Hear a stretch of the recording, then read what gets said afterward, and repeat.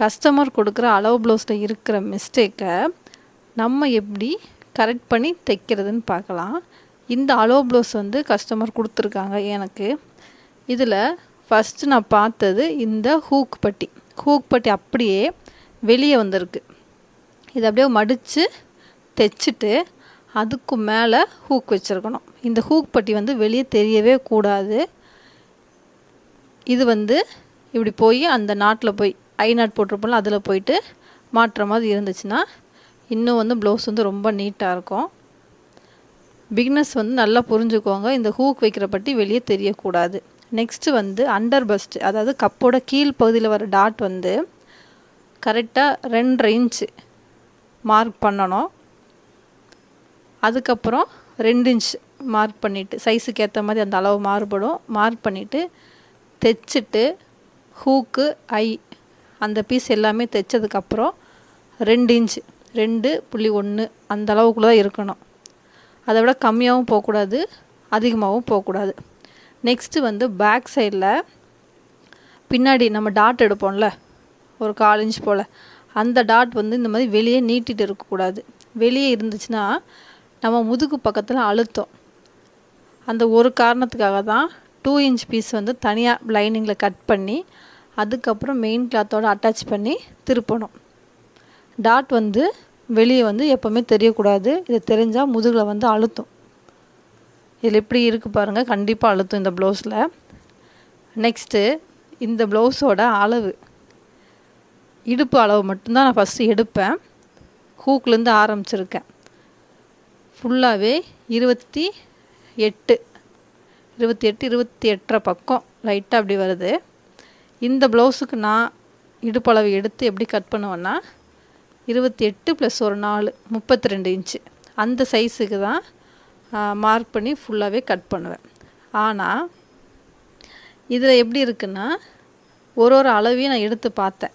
First வந்து இடுப்பளவு மட்டுமே எடுத்துகிட்டு உடனே பேட்டர்ன் போட மாட்டேன், மார்க் பண்ணி கட் பண்ண மாட்டேன். ரெண்டாவது அளவு என்ன எடுப்பேன்னா இந்த கையோட ஆம்ஹோலோட சுற்றளவு, ஒரு பகுதியில் இருக்க சுற்றளவு மட்டும் எடுப்பேன். இந்த இடத்துல 8.5 இன்ச் வருது. இந்த 8.5 இன்ச் யாருக்கு வரணும் அப்படின்னா 38 சைஸ் இருக்குல்ல அவங்களுக்கு தான் இந்த 8.5 இன்ச் வரணும். கீழே 28 தான் இருக்குது. 28 + ஒரு 4 போட்டால் 32 இன்ச்சு தான் இந்த பாடியோட சைஸு. ஆனால் அந்த ஆம்களோட சுற்றளவு வந்து 38 சைஸ் போடுறவங்களோடது இருக்குது. கையோட சுற்றளவு பாருங்களேன், 6.5 ஒரு 6.5 6.4 3 அந்த அளவுக்கு வருது. மேலே வந்து 38 சைஸ்க்கு அவங்க போடுற மாதிரியும் இடுப்பளவு வந்து ரொம்ப சின்னதாகவே இருக்குது. சரி இன்னொரு கை நம்ம அளந்து பார்ப்போம்னு சொல்லி அளந்து பார்ப்பேன். இந்த இடத்துல எவ்வளோ வருதுன்னு பாருங்களேன், 7 இன்ச் வருது. சரி அதோட ஆம்கோல் சுற்றளவு என்னன்னு பார்க்கலான்னு பார்த்தா அந்த இடத்துல 8 வருது. இதை எப்படி நம்ம மார்க் பண்ணி எப்படி கட் பண்ண முடியும்? இந்த அளவு ப்ளவுஸை வந்து நம்ம கஸ்டமர்கிட்ட திருப்பி கொடுத்தோம் அப்படின்னா எனக்கு இது கரெக்டாக இருக்குது, இதே போல் தான் தைச்சி கொடுக்கணும்னு சொல்லி கேட்பாங்க. ஆனால் நம்ம ஒரு அளவு எடுக்கும்போதும் நம்மளுக்கு இது என்ன சைஸுங்கிறதே கன்ஃபியூஷன் ஆகி மறந்து போயிடும், ரொம்ப குழப்பமாயிடும். நம்ம இப்போ என்ன சைஸுக்கு தான் இதை வச்சு தைக்கணும் அப்படிங்கிற அளவுக்கு ஆகிடும்.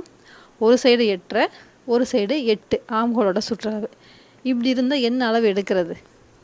சரின்னு சொல்லிட்டு பார்ப்போம். பேக் சைடில் போட்டு ஃபுல்லாக ஆம்ஹோல் கீழே வர மெஷர்மெண்ட் வந்து எடுக்கலான்னு எடுத்தால் அது அதுக்கு மேலே போகுது. இந்த இடையில இருக்குது பார்த்தீங்களா, ஹூக்கோட ஐ நாட்டும் ஹூக் பகுதி இருக்குல்ல அது வந்து சேர்ந்த மாதிரி தான் இருக்கணும்.